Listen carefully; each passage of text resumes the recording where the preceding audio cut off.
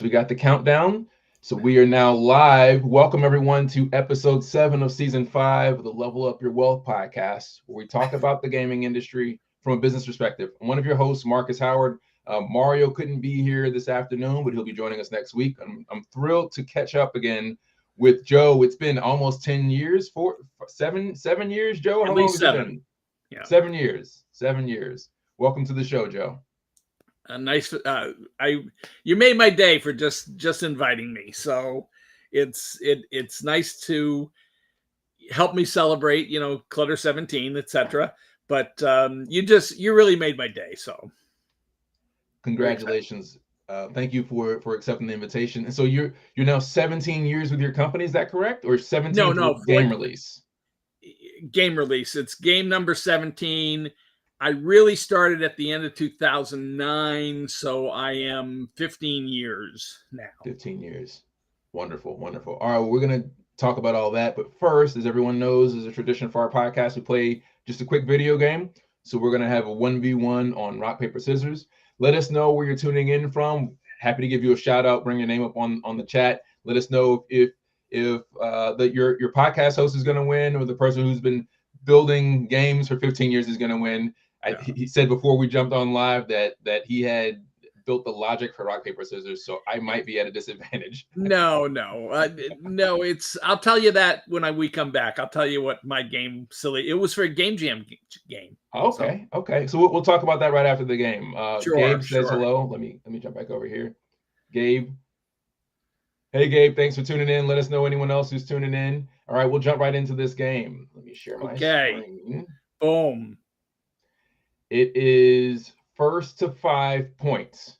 Yep. So for those of you who are not familiar with rps.gg, it's free to play. You can play it on anything connected to the internet. And it's the same game you remember as a kid, except the digital version as a card game. So we're just going to make our selections.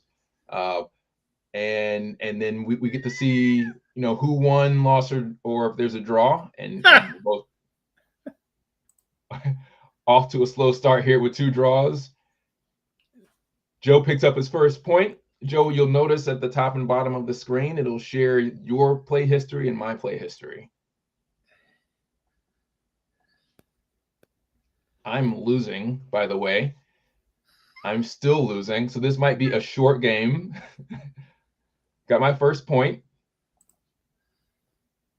Lost again, match point, first to 5. Here we go. Let's see if there's an underdog story. There is not. That's the end of the match. The match is over. I never stood a chance, but it's all fun and games. Literally fun and games.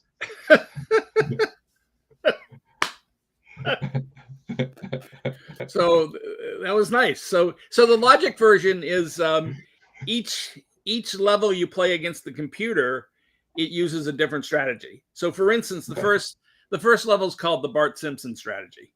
So it just plays rock until you beat it. And basically what you do is you play it until I think I had a button that said, okay, now I'm going to prove it. And then you have to win the next 5 levels to prove you know the strategy. And, an easy strategy, again, nothing beats rock. Then the next one was like, it just plays rock, paper, scissors over and over again. Then it's one where it plays the last thing you played. Okay. And that's what it was. And it was called Rochambeau. And I did the voiceover for it because it told this stupid story about French wrestling, believe it or not, that this was the style of French wrestling because can you smell what the Rock is cooking? What's part of the, and it was a Game Jam thing and it was so stupid. And, so. That's cool. How long ago was that Game Jam? Wow. I haven't done one, pre-COVID. It was probably, it had to be, 2017, 18 or 19, somewhere around there. Okay. And so we've got Andrew's joining us, representing the GGDA, Georgia Game Developers Association, and he said you were a ringer. You designed that game. I already knew what my chances were. I got be a good sport about it. It's gonna be a good sport. What I should have done was only played rock. I tried to not overthink it. So okay. So 17 games. Yes. Right. 17th game. Actually, That's there's amazing. 18. There's one called Sliders that was in the middle that I just did. I did one of my mini games into a full game called Sliders and Other Square Jigsaw Puzzles. And it didn't sell that well without the Clutter name. So I immediately said, I'm not doing that again, even though people loved it. And it actually was my best reviewed game, but my worst seller. Yep. Okay. He said you designed the original rock, paper, scissors after you invented scissors. That's how long you've been part of the ecosystem, is that you invented the scissor and then the scissor in the game. It was the best thing to slice bread with.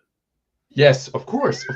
You can't slice bread without scissors. I tried to open a box a couple weeks ago with some scissors and I cut my thumb. So you're doing better than me. Okay. So if you don't mind, can we kind of dive into your origin story? You've been working on games 15 years, but what were you doing before games? So I got lucky. So we're not going to go way back, but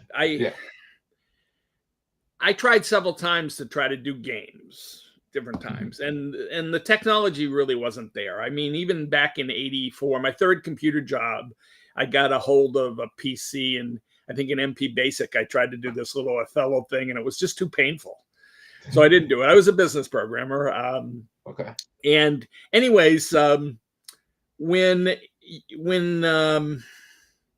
wait, is that the programming language, Othello? No, Othello's a little game where you flip there's a black and white stone and it's almost like Go, but it's not. Anyways, I know. I've played that a handful of times. Okay. Right. So anyways, when Unix first showed up, and this is back in 83, 84, 85, 86, whatever it was, I decided the language of the future was, C++ and Unix tools. And I started becoming, really Unix guy. And to learn C, I decided I wanted to do something interesting. So I wrote this game called Modern Problems that took me about 2 full man years. And I worked on it 20 hours a day, 20 hours a week for, that 2 years. And it had everything in the kitchen sink, and it was shareware. It was, you went around with these little discs and said, please play my game, please give it to somebody else, all that. Made literally no money. I think I had a partner for that one who wrote low-level graphic routines to make things faster for the PC we were on. And this is back with 286 machines, that stuff. It was really, and I was very impressed with some of the stuff I did, but I mainly did it to learn C. Okay. But then I liked it so much, I really wanted to figure out how to do games for a living. And I got lucky. I worked for a company. I saw this ad in the paper for, it was TV, trivia, programming. It was just my wheelhouse. I begged them. I sort of begged them for a job, and I won't go into that. But anyways, I got my first real taste of doing games. And that was we called it a doorstop. It was a handheld thing that you went to, it was called Interactive Network. You went to ballparks and you actually played along with a baseball game, and you predict whether the batter's going to be out or not, and so forth. And they did that. And there was a game called QB1, and that was for football. Right, and there was trivia, and there was also, you play along with TV shows like Wheel of Fortune, Jeopardy, and stuff. And it was pre-internet. This is, so forth. But I was doing games of some sort, etc. And that wet my whistle. And I went from there and worked for a company called Imagination Network, which was the old Sierra Online. And back then, believe it or not, this is pre-internet. People are paying like $10 an hour plus long distance phone charges just to play chess and checkers with people and stuff. And their slogan was, come for the game, stay for the chat. And it was amazing. They got bought out by AT&T. Sierra Online became 2 different companies, Sierra and whatever. And I got lucky. I ended up working for them just as the internet came along. And AOL bought us out right before AOL got bought out by Time Warner. And long story short, I ended up getting some funny money. And I ended up quitting that job, and I made Windows games for 3.5 years that made no money. And I was just about running out of money when I got lucky. And a friend of mine that I used to work with Imagination Network with was the third in a company called Next Game at the time that became iWin. And iWin was just web-based stuff. And this is in 2004. We're now up to 2004, 2005. I graduated from high school. I became the guy that they wanted to do a Mahjong game. And they already had one on the web. They wanted to port it sort of, but not really port it, but they wanted to make a PC version. And this is before the boom. This is before they figured out that women over 40, if you give them the right kind of games, they will just love them. Okay. We did 2 games that came out just as the boom happened. One was called Jewel Quest, and Jewel Quest is the little bridge between Bejeweled and Candy Crush. Jewel Quest was a smarter version of Bejeweled, and then it took the rule about turning your squares you're on to a different color. Ours was gold or whatever. It took that rule of strategy and dumbed it down and added bells and whistles and so forth. And that became, in a sense, Candy Crush, really. It's truly the bridge between those 2 games. And it made like 25 million at the time because it was just when the boom of the casual PC portals. So it was just Big Fish was just getting big. It was before hidden object games existed and mystery case files and whatever. But what happened was iWin pivoted. They were just making a couple games and then they became a portal themselves. And when they realized how much they were going to make.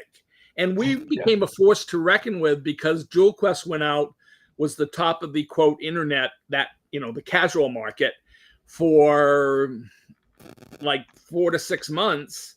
And then just as it was falling out of the top spot, because there wasn't so much of a glut of games now, the Mahjong Quest that I did got out, and it took the top spot as Jewel Quest fell to 4. But I only held the top spot for about 6 weeks because the gold rush was already starting, and we hadn't figured out that sequels was the way to go. So they flailed around for a couple of years trying to figure out their next game, and then finally did a second Mahjong. I did a third Mahjong. The Jewel Quest guy did some Jewel Quests, and they found out those were the only really reliable games once you had a little mini franchise. So anyway, I kept pitching games for them for years, and I won't go into the iWin stuff, but basically they finally accepted one of my games. I was halfway done it, and they pulled the plug on developing new games. They decided they're just going to be a portal. And when they pulled the plug on my game, my future wife said to me, "Well, can you do it on your own?" And I said, "Well, not this one, but close." Right. Definitely not this one. And I went home. This was in 2009, late to about this time of year, really. And we'd gone to a trip to New Hampshire. I came back. We were living in upstate New York, and in a weekend, I wrote the basic Clutter game. And I knew immediately I've got something that I can at least do a full game of. What I didn't realize is how truly rich the Clutter space, was really. I mean, at the time I thought maybe I'd get 3 games out of it, with variations and stuff. But really, all the Clutter games are different. There's something new and different in each game. It's still the mechanic, but man, I've stretched it, and Unity helped. After 7 of them were in the can, I switched to Unity, and all of a sudden now I can move. I can do motion that I couldn't do before.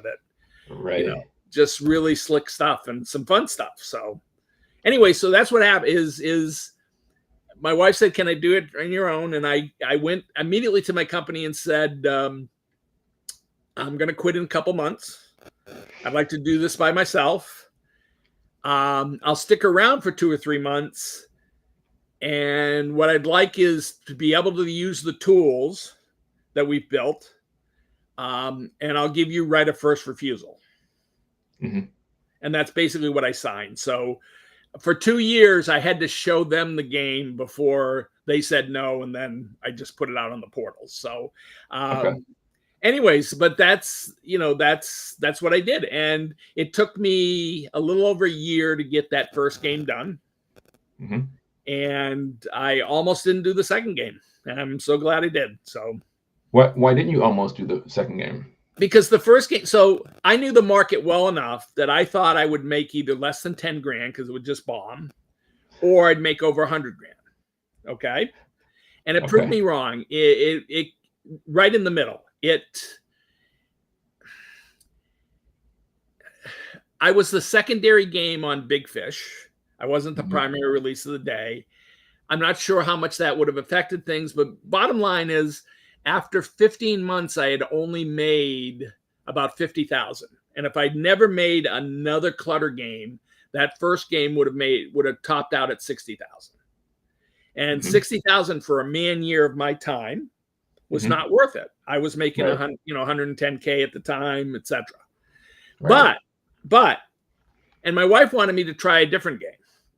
But I thought, since I did the first game in a man year, the engine's already written, I could really do the second game in about 6 months.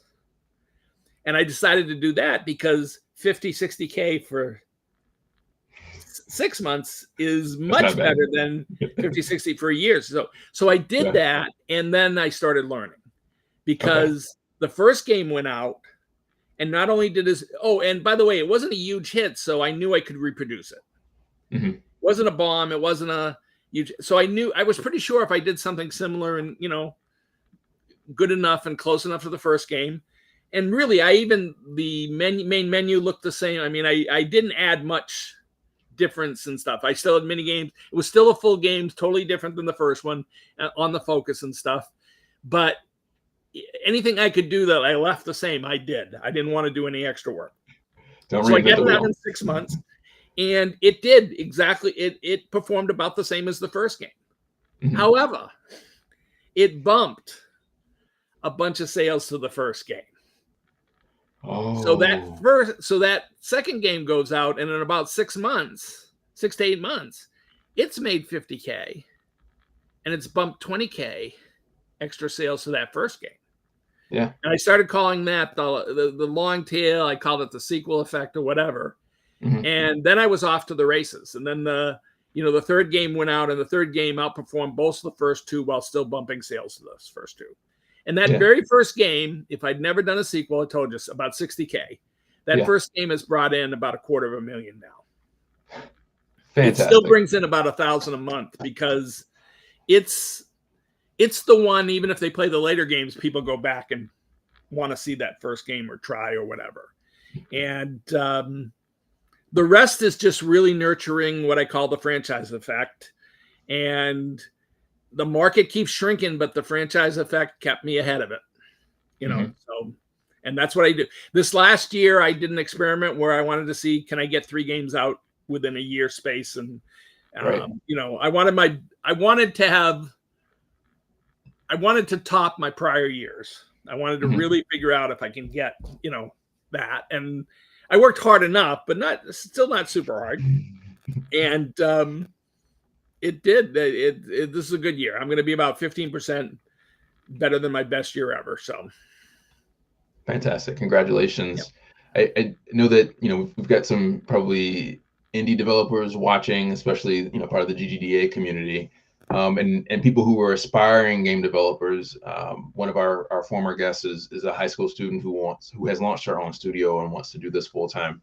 I think that there is a kind of this myth that all games are either like boom or bust, but it seems like you found this middle ground, as you mentioned earlier, right? That $50,000 mark where you can make a comfortable living, right, making your own game, and continue to do that year after year after year. Right, and actually, I've built up enough of an audience now that I think my games are considered hits by like Big Fish. The market shrunk a bit, right? But last year, Clutter 14 was the 3rd most popular game on Big Fish last year. Wow. So that was it okay for you if I jump over there or go to your website so we can see the game? I can do that on my end. Sure, So sure. can we do You that? can at least show them the video if you want. But Should Puzzle I? by Is the Joe is video on your really ugly website? site. Even though I bring in about $16K a year now just from my direct sales, which is kind of nice. Okay. So you tell me, where's the best place for people to get some context? No, so puzzlesbyjoe.com is fine.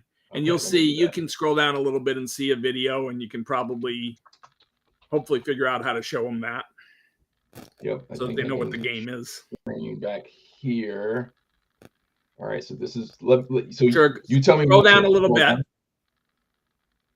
Yeah, those are just pictures up top. Just scroll down a little bit to the, now show them, you can show them that video. Yeah, it'll just start. Here? Yeah, that one. You want to be this one. Yeah. Let me start it over. Yeah.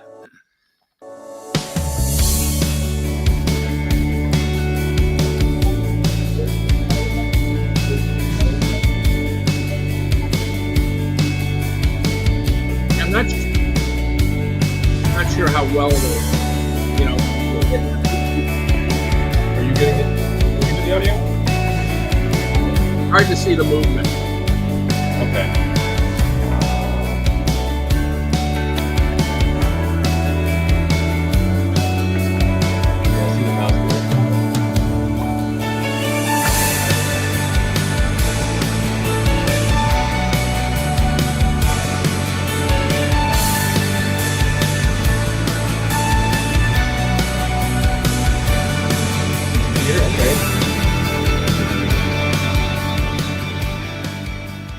That's it. So let me close that. So when you talk about 17 games, so part of that is you changing the themes of the games, and the others adding those new mechanics. I saw some things that were animating. Yeah.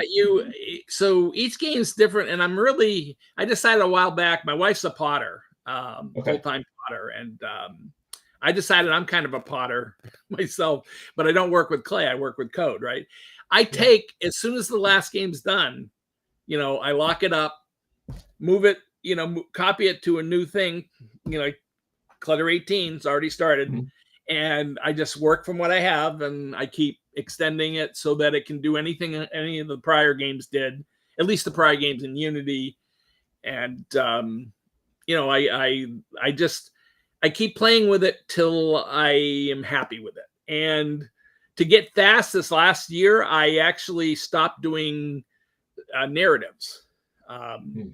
I've done very weird narratives over the years that I keep trying to get somebody interested in it because I think it would make a good either graduate school project or something. But my narratives have been so weird. And after the first two games that were sort of normal, they became very meta, where I became a character. And for a while, many games are me just chatting with the player while they're playing. After they play each level, they get a picture and they get a quote that goes with the picture, and then I chat with them. Sometimes it's about the game, sometimes it's about the history of Clutter, sometimes it's about something else I care about. One of the games was pretty much one of my motivational talks was sort of in the game. But that slows me down. So 2 or 3 games now, Clutter 15 became Clutter Puzzle Magazine, and I really dropped the story. I still chatted with them a little bit and say, hey, this is coming up and this is that, but I didn't have a tight narrative like I had before because it really just took up too much time. And I wanted to really evolve into this just Clutter Puzzle Magazine. Unfortunately, I named it poorly. And the first one was Clutter Puzzle Magazine number 15, volume 1, number 15, because I had to be the 15th Clutter. And then the second one was Clutter Puzzle Magazine number 2, number 16, volume 2 or something like that.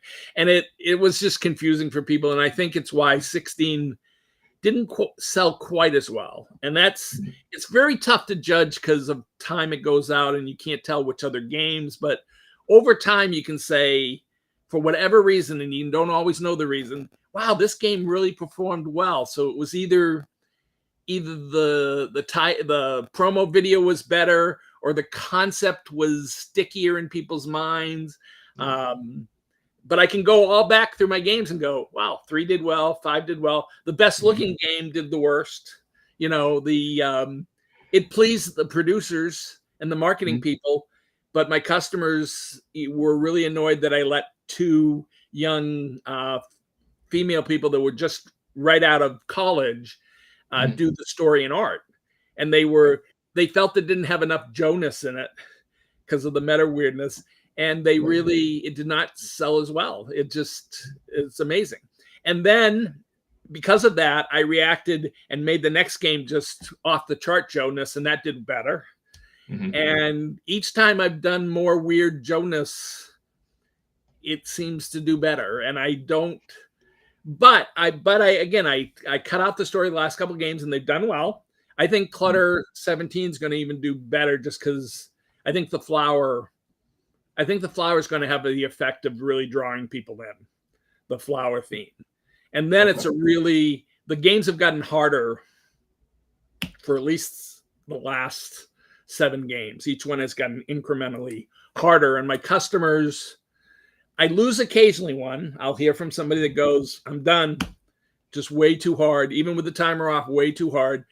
But others go, I'm ready for that next challenge. They love the fact that the games are getting harder and harder. And my next game is, I've told them the only little story in the last game was how I am making this next game for me, and it's going to be all hard puzzles. Okay. I'm trying to make a game that I want to play till I die. Okay. That's not quite the Clutter that I've been making for them. So yeah, you've earned it. We're going to see if I can get that through. But my fans are incredibly loyal. They really, it's made the journey. It's kept me happy on the journey. Let's put it that way. Yeah, you have the community following you and supporting you.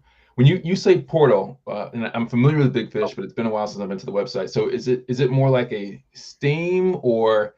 It is like Steam. It's like Steam. It's like a better Steam. Okay. It's like a Steam. So you can go to Big Fish Games or iWin or Game House. The nice thing is, for instance, Game House, Clutter is now its own genre. I have a Clutter series that's always on Game House's front page. It's really nice. About you have 17 my games.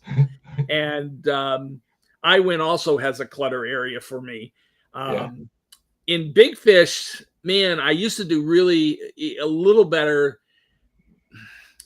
They used to have a brain teaser section that I always sat at the top of that, even in between months, it would be at the top of that. But very few people went to that section. And it was both a brain teaser and what they call a hidden object game. But they finally, there's a thing in there's a collector's edition now. It's just like a director's cut. Collector's edition goes out first. You pay twice as much.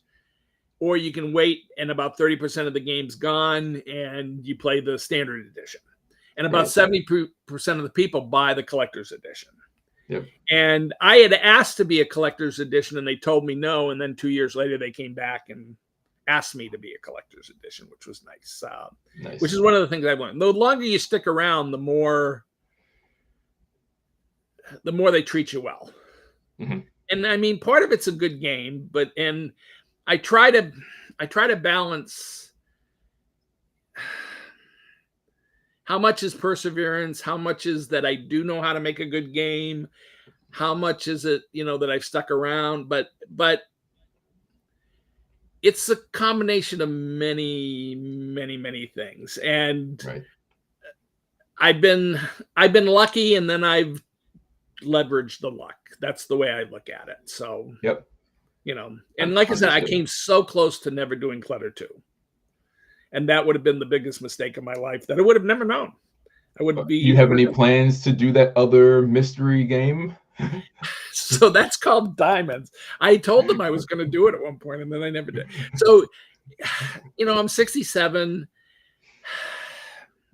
I had one opportunity to possibly sell the Clutter to somebody else, but I had to stick around for 2 or 3 years, and I didn't like everything. And right now I'm actually messing around with a mobile version that's killer.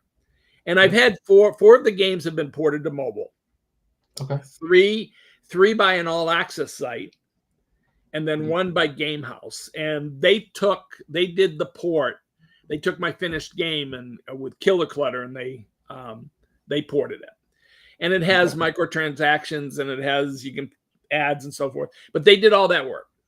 Yep. And I was thinking of taking, that was Clutter 11, and I was thinking of having a guy that I used to work with do 12, then 13, then 14, and I thought we could make about 20K a game, and that once he did the first port, the next few would go, a couple days, pretty easy. Yeah. But I played Clutter 11 on my bigger phone, and I didn't like it. I did not. I mean, my customers love it when they, there's people that play it on the phone and love it. And I go, no, this is just, there's too much fat finger. It's not the game. So right now I've actually just delivered to Gamehouse a version that plays on my, on the Android, plays 25 levels. It plays in vertical mode instead of landscape. Right. And that's what they wanted. They wanted a game, that does that. And I took 25 of my levels and made it, do it. And they were shocked that I got it to work in portrait so easily. And it actually plays really, really fun. It's really, because they're going to put it in front of focus group and try to figure out what's the best games in it. And I think, unfortunately, they're going to find out that it's the variety that sells. That there's a lot of clones out there right now in mobile that are clutter based. Yes. And they play the same game over and over again. And some are decent and some are really stupid, and, but I want a good shot at mobile. And by the way, the Killer Clutter did okay. It was the first Gamehouse game that wasn't their kind of brand, that they do time management games. Okay. Mainly. And it was the first game in their Gamehouse OS store, right? That was not a time management game. So as much as it got more engagement, about 3 to 4 to 5 times more engagement, it didn't get the downloads. And it made me some money. And I got, and it didn't cost me anything to just, throw it over the and let them do it. But it never, was not a big hit like it could have been in mobile, and I'm hoping that we're going to do a version that they are then going to push, and it's just going to really addict people in a way that has been missing from phone games. Phone games are either just too. I have downloaded too many games that I'm excited to play, and then they just bore me to death trying to get to an interesting level. Right. I just hate it. It just drives me nuts. And there's some good looking games. There's some interesting games. That's an interesting thing. Yeah. But why are you making me, it's the problem I had. Actually, there was a very famous game by the guy who did Braid. It was it wasn't Testament. What was he walking around the island doing the connection puzzles? Do you remember that game? I thought he blew it. Those first 3 or 4 levels just drove me nuts. I know Braid. I don't remember the game that was after. The Which Witness. One? I think it was Witness, called. Okay. Yeah. And, level 1 was this. Level 2 was this. Level 3 was this.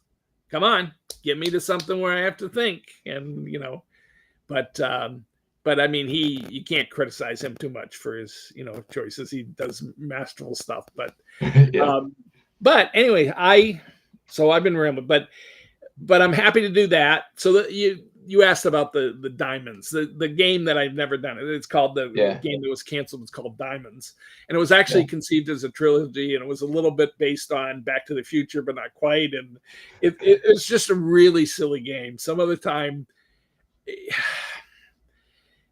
it was just so silly, and I'd love to do it, but I think we're beyond, if I could go back in time and do that game as like the first Myst, I think it would have killed, because it really was this. So how a game, it was going to feel like 12 full games instead of just one.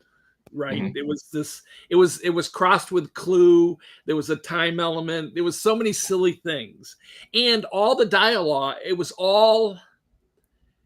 there was no pop-up help text or anything. It was all dialogue by characters when you did into these different rooms that gave you insight into the big mystery and story. Right. And it was all that. And it was, again, I was very sad when it got canceled. But it was the impetus for Clutter, even though there was no Clutter. I did not have the Clutter idea yet. Right. And by the way, when I did leave iWin, not only the right of first refusal and I got to use the tools, I got my ideas back in a sense, right? You know how you sign your IP. Yeah, anything I came up even with, I could do diamonds, for instance. Diamonds. You know, and they've let me. I have a version of Mahjong that doesn't use the code from them, but and it doesn't use the tiles. But there's nothing that stops me from doing, you know, Mahjong within Clutter and so forth. So okay. Anyway, so I may never get back to it. I may get back to it when I'm 70, 71. It's still a very well formed idea. So. You got some time. But I don't think it'll sell, and I do like to make money. So yeah, that's important, right? Not right. The only thing that's important, but it is important if you're going to invest your time and you're investing your time to make money, that when you invest your time, you do make money. On that note, have you considered, like, I don't know, talking to Netflix? They now have a games division. Talking to AARP. I don't know if you know that their website is the 6th most popular puzzles and what's the other puzzles and word puzzles or puzzles and strategy website on the world. So there's a couple of things that are going on. So there is a company called Arcadium. Have you heard of them? So they're a website that gets like 2 million a month, and they make games that I think even like the Boston Globe uses, just like the New York Times, because the one a day became popular for a while. And with any luck, we might have a Clutter wing on the Arcadium site. Not just one game, but several things, and we're working that out right now. Netflix games. You know, it's all about you spending your time, right?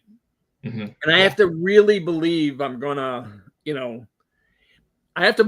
make money for the effort, or I can get it done with no effort.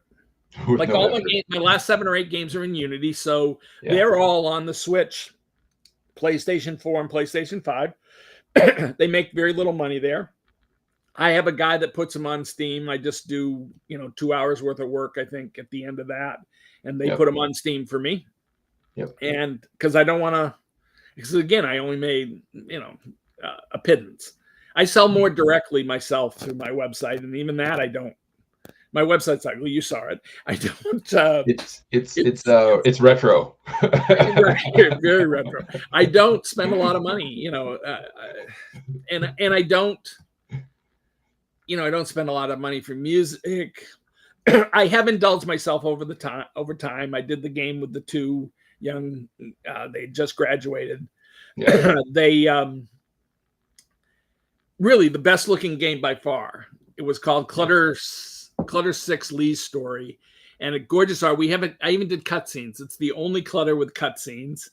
And I did such stupid stuff to get out of my system. We had a map at one point, and we had a little airplane that went around and did a little circle, and just really stupid stuff. And it did not sell that well at all, because it didn't, but it really plays really well. It even had a fake head-to-head Clutter in it, where there's another mouse cursor going around while you're playing, trying to beat you. Yeah. And it was really fun. Esports elements. Funny. And it was about esports, by the way. It was I had this fictional character that everybody thought I was in the first 2 games, named Leon Poncelet.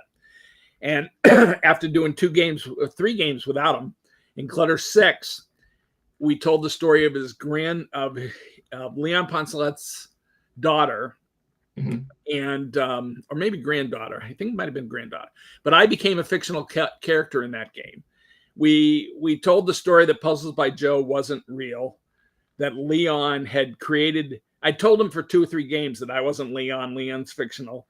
But in this game, we told him, no, he was lying. He was so upset by the negative reviews of the first 2 games that he created Puzzles by Joe to take the heat off of Leon Poncelet. And I became a fictional character within your own game, which was kind of funny. And but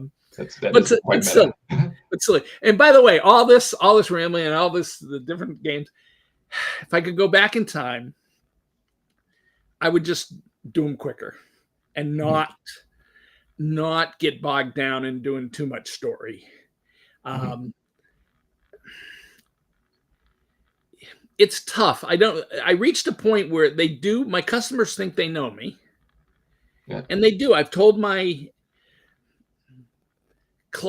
reaction to Lee's story not working because it wasn't Jonas enough that I got my feedback about. Clutter 8 was called Clutter Infinity. It was that was Clutter 1000. Clutter 7 was Clutter Infinity, the one after Clutter 6, Lee's story. And I actually told the story. The main quest was, I think, 60 long. I was just turning 60. Yep. It told the story of my life in 1 year snippets. It told, sort of, it didn't quite stick to that, but it basically told the story of how I ended up becoming the guy that ended up becoming the guy that ended up creating the Clutter game. Okay. And it started with the story about my bad left eye. I have 3 Jock brothers. And it started with the story about my bad left eye. And because of that, I didn't really catch the ball that well with my dad. So I used to watch him work and do accounting at night for the local Legion. And because of that, and that's how I didn't enjoy spending time catching the ball like my brothers did, right? Yeah. So playing catch, that's not how I got it. So I would get my time elsewhere. And I actually, by the time I hit first grade, I already knew how to do long division. Okay. And long division, the way you do it, it's really just an algorithm that you've learned. It was my very first algorithm. But I argue if it wasn't for my bad left eye, it's quite possible there would have never been a Clutter game. And then I spent the whole time talking about how I got good at math and how I ended up going to RPI, learning how I hated computers when it was key punch. And I told the step of how my life led to me becoming the Clutter guy. And do you think that part of the success, you said that there's layers to it, right? Obviously, you've made compelling games, but it sounds like part of what people are coming back to again and again is this kind of window into Joe, like you said, like the Jonas, like you telling your story. They're connecting with you on a personal level that you would never experience really in any other video game unless it was made by a independent game developer who was a solo dev. Right. And by the way, a guy on Steam just cracked up because, he called it weirdly addictive and couldn't believe I was talking to him throughout the game. What they like is the chit chat. They liked even the fact that the first game, the people that hated it thought it was a self-help book masquerading as a computer game. Because Leon Poncelet was this guy that ran a thing called Decluttering for Life. And I gave him declutter tips throughout the game just because that made sense. And at the end of the first game, he meets his wife, his future Anna. And in the second game, it was called He Said, She Said. And all I did was tell this story. It was a story about how different people like different things. So it was art, music, sports, religion, And by the way, somebody got so mad at that I include religion, even talking about religion in a game. He said the game should just be a game. He was so annoyed with me. And the people that loathed the game loathed it. But people got used to me chit-chatting. In the third game, my wife wanted all these pretty pictures. In the third game, I sort of kicked her out from having really much influence in the game. And I decided to make really ugly collages. And the third game was called Who is the Void? And it was all about, would you rather play a boring, beautiful game or an ugly, addicting one? And of course, I'm, loading the question, biasing the question. But that's what I led him to. And the whole, that's a talk in itself, is this. Clutter 3 was called Who is the Void? And that's when I realized I could really not get away with anything, but I'm just going to briefly go into it. I'm going to tell it real quick. Go ahead, please. Who is the Void said was going to tell them about, it was going to answer the question void 5 times. Who is the Void? And there'll be some truth and some BS or whatever, and they'll have to decide. But it was the Void created games, and the first answer to the Void was the void was, I think, the empty space in the brain, was the spark of the idea or whatever. But it was the void was a true void of where, you know. But then the void, it was one of the answer was the void was the space between the programmer, the computer, the programmer, the artist, and the game designer, and where they talk and create the game. Yep. But the third answer, one of the answers was really that's the empty space in my brain, because I'm all three. You're all and three. Then the fourth was all the vast stuff of the internet before. Okay. And I answered the void about doing other stuff throughout the game. But the final answer, throughout the game, they put together this 192 jigsaw puzzle. That was this huge collage that had these void buttons. That was a ripoff from The Prisoner. It was who is the void instead of who is number 6, if you know, familiar with The Prisoner at all. And it had the alphabet up top, the A through M and M through Z. And they put it all together, and it had Puzzles by Joe in the corners. And when they put it all together, it popped up a text and said, okay, I told you were going to do 192 jigsaw pieces or whatever, or 200 piece, I think I was saying, but you're short, you're 4 short or whatever it was. And they had to just touch the corners, any of the, and the 4 pieces came down, created the Puzzle by Joe logo, and then zoomed off. Yeah. And then I said, so here's the, you know, you still have 4 left or something. That was like 92 to 96 or something. You still have 4 left. And I put 4 dashes up. And I said, the answer to who is the void is, and all they had to do was touch the right letters. If they went around and touched, but it was VOI. And then it stopped and popped up and said, the void can't just be the void. That would be stupid. Right? Yeah. But they go up and touch the D, and the D comes down just for a second and goes right back up. And this is just magic. This is magic. I got this idea in the shower, and I realized the D was next to the C and E. So the D goes back up and the C and E fall down, and the void becomes the voice. Okay. And the last answer to the voice, I tell them, the void is the gap between me, the developer, and they, the player. And they can turn the void into their voice, give me feedback, and I can make better games.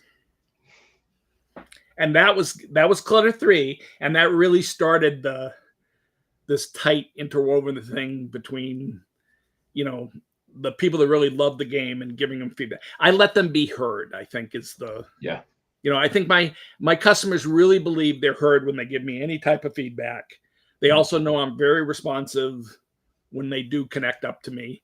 And I'm not allowed links in my games because of the distributors. I can't do it. Anybody who's found my Puzzles by Joe website is somebody who searched for it. Huh. And I sell, like I said, I sell about $16,000 worth of product a year now from my website. So, but anyway, so that was Clutter 3. And then I just kept pushing it. So I think many developers could learn from that approach, right? Just having honest, direct lines of communication with your players, and not being overly sensitive. I learned right off to just stop listening to the haters. If you listen to the haters, you're going to create this lukewarm, watered down game that nobody cares about. It's like focus testing a movie and changing the ending. Usually that's a bad idea. Sometimes it's okay, but usually it's bad. What I used to talk about in my talks is you don't want to listen to the haters. You want to listen to the people that love your game and are still complaining about something. And mainly, I believe I constantly remove annoyances. And I constantly try to make the game more fun as opposed to just a task. I don't know. It's hard to explain, but it's the difference between, you know, doing 50 matches or doing 25. You know, if you can do those 50 in 2, you know, there's like this 2.5 minutes. If you go longer than it's becoming a chore. You know, you don't want your game to become a chore. You want it, you know, you don't want them, if they're switching into brute force mode, which is what even most hidden object games are. You can't find that last guy. You're just going up and down the right. But if your game is truly, if you're in brute force mode too much, you're not really in a puzzle or a game. You're in a chore. Sure. If you had to add up all the puzzles across the 17 games, how many would that be in total? Do you have that number? It's got to be like some number that's like on a book or like it's insane. A sticker, it's sticker on your started monitor. At 560. Okay. And I got up as high as 2,800, and the last two games are about 1,800. So if you just do a rough, let's just do it. It's at least more than 17,000. It's probably at least 20,000 puzzles I've created. But part of how I do it, because you can't do it this fast, I constantly refactor myself from game to game. How can I do this better? How can I do this so it's quicker? So, and once I got to Unity, I really focused on that. So I have the main quest of 100 puzzles in each game now. It used to be 50 or 60, and it's now 100. It's pretty easy to do. And they're in sort of vertical slices. There's, the 10th puzzle in each one is sort of this boss thing, and it's what I call a clutter pick. It's a certain type of puzzle. But the lands that aren't the quest are nothing more than 10 different object sets and 10 different puzzles. And sometimes I fiddle with it a little bit, but it's basically so people can play the versions they like with the object sets they like, basically. And one of the things my games have had for at least 6 or 7 games now is they can mark a favorite. They can play my game on like it's an iPad shuffle or iPod shuffle. Right. So they can shuffle a land, or they can shuffle the entire game. And the playlist is the word I was looking for. And they just in any puzzle they're at that they like, they just go up and click on something that marks it as a favorite. Okay. So you had mentioned earlier in the day when we were talking about the show today that you have some esports, something that you wanted to discuss. Yeah. You still want to have that conversation, because I'm I do. I just want to say, people. So here's the deal. So esports, and maybe I'm wrong. Maybe you'll correct it. But esports, the team practices the game they play. Like there's an esport that's like and not like basketball, but same difference as basketball versus football. There's, whatever. Yep. Mine, esports clutter, could be like an intro and levels the playing field, because there's no prior skill set needed. It's just reflexes. And it's fair. I mean, it's just, everybody would play the same thing. But again, you don't even have to know the rules, because it's really just find two things and match it and whatever, right? I mean, it's just a primal thing. One of the reasons clutter does well is it's truly this primal thing. We're meant to be hunter-gatherers, right? I mean, and by the way, FPS people suck at clutter for a variety of reasons. There's two things they can't get out of their mind. They can't understand that it's truly randomly generated. They think there's a developer, it's like when you go into a room and you go, oh, somebody's hiding behind that thing, right? There's none of that in clutter. It's all randomly generated. And so they'll see a shiny object buried underneath something, and they'll think that has a match, and they take too long to try to find it before they give up. And the second thing they do is a lot of them scrub the mouse, because that's what they do in FPS. And that just gets in the way of the vision and makes it slower. Yeah. So, but anyways, there's enough variation that you could just randomly pick 10 puzzle, whatever, and you could have this head-to-head, very fair. It's just reflexes. It's whatever. And yes, somebody can get better at clutterness, I'm sure. But it's still the skill that is transferable. In fact, I wanted for years, I wanted to make a version when it was viable to get a game on Steam and possibly have a hit. I wanted to do what I call the Barks version of clutter. And it's aimed at the FPS people. And the story was, you live in the basement. You're a kid at home. You're a gamer. You're at home living in the basement. And there's a family reunion coming up in a week. And your weird Uncle Kevin is going to have to stay with you. And you have to clean up the basement. And basically it's the clutter level with things like toasters and other whatever. And what happens is if you don't find an object quick enough, you hear somebody similar to Wolowitz's mother on Big Bang Theory go, why haven't you got the toaster yet? And your whole purpose of the game is to try to keep those barks to a minimum. Right. And it would berate you. The whole point is it would berate you. Your grandmother can beat you at this game. You know, it was, and it's true. Until you really let go of some things, yeah, your grandma, you know, would put you to shame. I've watched FPS people. The first level in every clutter game is like, it's not quite the max timer, but so close. It's like they should have 300, 400 seconds left on the clock when they're done out of 500, right? Yeah. And I watch them, and it runs out, and they still have 20 matches left. And I just go, Jesus. and it's amazing. I just, you know, but so anyways, I digress. That's awesome. So I wanted to make sure we had some time for folks who are tuning in. If you wanted to ask some questions of Joe, again, he's now in his 17th game. He's been making games for 15 years. I think you said on a LinkedIn post that you're going to clear the 2 million mark.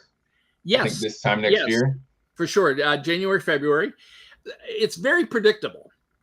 Yeah. So right now what happens is I have a soft income of about 10 to 12K a month. That means my other games that I haven't put out, you know, that have been out for a year, that's what they're bringing in. Right. When I put out a new game, that's about a 40K extra chunk that I'm going to get over a 2 or 3 month period. So if I put out 2 games a year and I'm making 10K in the soft, that works out to be about 200K. However, I got a third chunk this year coming, and I tighten up the difference between games. Yeah. And again, each game goes out in maybe 5 to 10%, more like 5% up or down from the last game. It's time of year. It's what happened. What was the game released right before, right. It's just things that happen. So, but I can still predict. And this year I'm going to come in at about between 230 and 250K. Okay. And that's my best year before this was right at 200. But the last 3 years have all been 200, 208, 192. You know, it's ridiculous. It's not ridiculous, but it's nice. But the market keeps shrinking. I see it in a number of ways. I have friends that didn't do a franchise that are in trouble. I have friends that do okay. They're doing a match 3 game and it's 2 or 3 of them in this little studio, but they put out like 5 or 6 games a year because they don't really offer the variety I do, but it's not too bad. They're pretty good quality, right? You have to have something that sets you apart. There was a company that put out a game called they studios that did other games, but they had a shopping clutter that I was really annoyed with, that even used characters that looked like they were from the movie Zootopia. And it was aimed much more at kids. It was much more cartoony characters. And it really was a dumbed down clutter. It was too easy. Wasn't nearly the number of puzzles, not much brain teaser activity. And they put out 26, and they did this 26 games within a 6-year period or something, and I'm like, oh, they're going to pass me now. And, and they finally went away. They finally stopped. They stopped doing it last Christmas was their last game. And I'm glad. And they weren't making as much. They didn't make it to the top. I make it to the number 1 spot on Big Fish always. And right. And not only for the last 6 or 7 clutters. It took me a while to climb and climb your way up. Yeah. But what happened was actually the distributors, they also understand the franchise effect more. So if you're waiting a game, right? If you have a game, you're just not doing the job as a business person. If you have if you're one of the distributors, one of the portals, and you have 2 games, and they both earn, A earns, let's say A earns just a little better than B, right? But if B is a franchise, it's really upping those other, 5, 6, 10 games behind it. Whereas that one isn't. That one is all you're getting. And you really have to count that money somehow if you want to maximize things. Otherwise, you're losing out. And they figured this out themselves, I think, finally 5 or 6 years ago. Most people started realizing how important the sequel is. And it's why, I mean, it's evil too. It's why we only have Marvel movies at the theaters and, others. It's bad it's bad in a lot of ways, but if you're trying to maximize your money, it's something that has to be considered. Yeah. So, and it's saved, it's made the difference. Without that effect, I would not, if I did 17 different games, I'd be working for somebody else. If I did 3 different games starting off, I'd be working for somebody else. Okay. My son is getting ready to wake up here from his what should be sleeping nighttime. It's now turned into a brief nap. So it's been so awesome to have this conversation with you. Again, glad to catch up after so many years from Siege in Georgia. Shout out again to Andrew and GGDA. You all are working together to produce Siege this weekend, I believe, on the 14th. If you all, do you have a link, Andrew, if you're still watching, if you can put that in the chat, I'll get that up on the screen very quickly. If you are in Georgia this weekend, Joe, do you happen to know where it is, the time? Sure, it's in the studios in Doraville, but they can always just check the GGDA either web page, Georgia Game Development Association, or Facebook. And it's really only part of Siege. So that's just the indie festival. Siege is now part of DreamHack.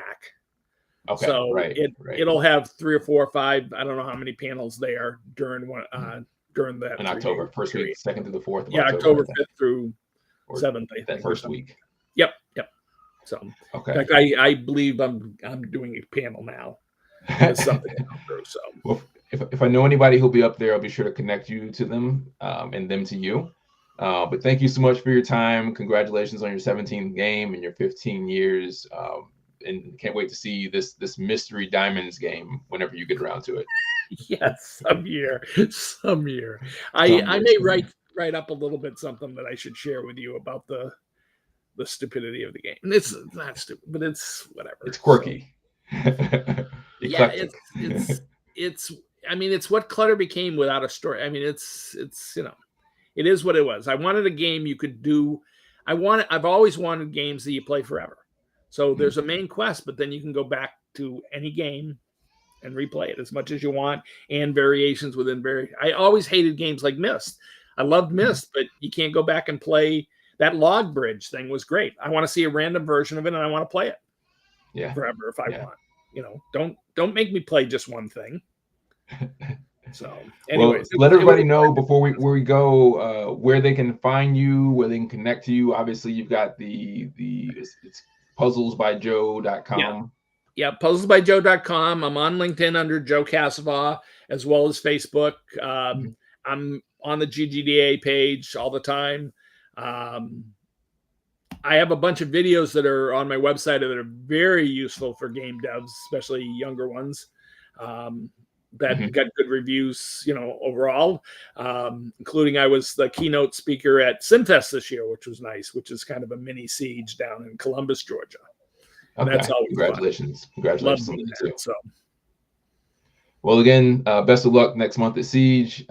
Keep up the great work with the games, and we'll be in touch soon. Thank you, everybody, for joining us for this episode. We'll be back next Thursday. Until then, have a great weekend, and we'll see you soon. Peace. Yeah, thanks. You were an excellent host. Thank you. You were an excellent guest.